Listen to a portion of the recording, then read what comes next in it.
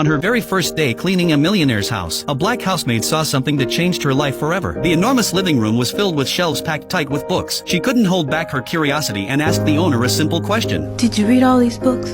Most of them. Why?